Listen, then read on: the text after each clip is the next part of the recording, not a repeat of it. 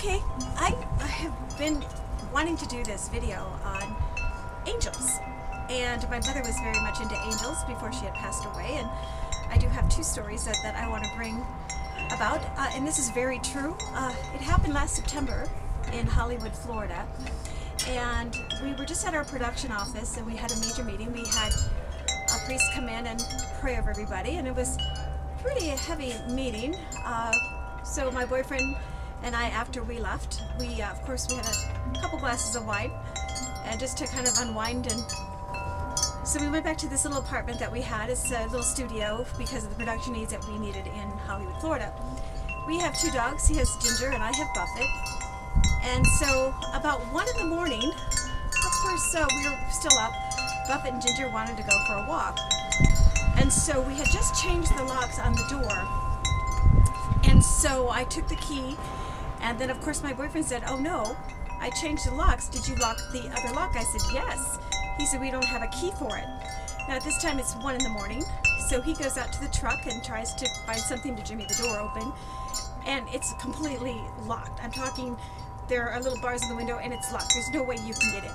He tried opening the door, I tried opening the door, and of course we had a couple drinks, glasses of wine that we thought, after this major day today. So we are out and we have this long-haired guy that walks by.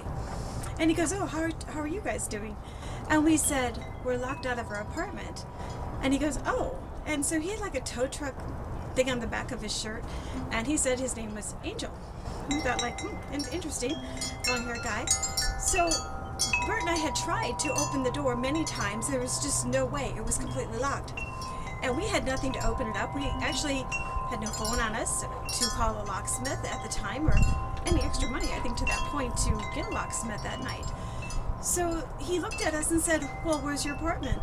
And we walked him over to the door, and he said, "I'll open it." And so Bert and my boyfriend, it's Bert, we looked at each other like, "Okay, let's..."